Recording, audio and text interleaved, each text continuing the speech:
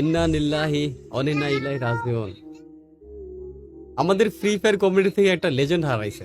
না, এটা আমি বলতেছি না, একজনের ক্যাপশন দেখলাম যে আমাদের ফ্রি ফায়ার থেকে নাকি একজন লেজেন্ড হারাই গেছে। तू समझा? हाँ नहीं तू समझा नहीं। এখন কথা হলো, তার সাথে আমার সমস্যা হয়েছে 2022-23, তোমরা সবাই জানো।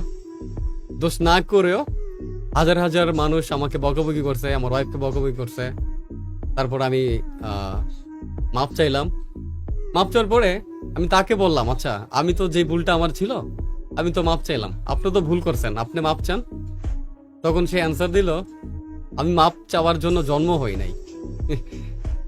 এখন সে কার কাছে গেছে, কার সামনে দাঁড়াইছে, সে কি মাপ চাইবে না? ও সরি রং নাম্বার, সে তো মাপ চাওয়ার জন্য জন্মই হয় নাই। আমি তারে মাফ করে দিছি, কারণ আল্লাহ তাদেরকে পছন্দ করে যে মানুষদেরকে ক্ষমা করে। আর আমার আল্লাহ হলো ক্ষমাশীল, ইয়া রহমান ইয়া রাহিম। ক্ষমা করতে তিনি ভালোবাসেন। দোয়া করি আল্লাহ তার জীবনে সমস্ত গুণ মাফ করে দেখ, জান্নাত নসিব দান করুক।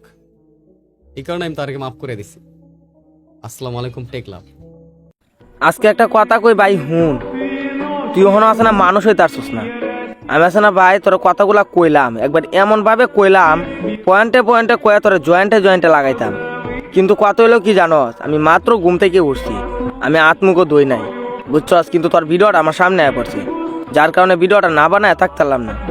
আসলে একটা মানুষ মারা গেছে, তুই কি রে বুঝতেছস? মানে মারা গেছে, তোর সাথে ঝামেলা হইছে, যত যাই হোক, তুই যদি মানুষ হইতি তাহলে আজকে কথাগুলো এমনি কইতি না।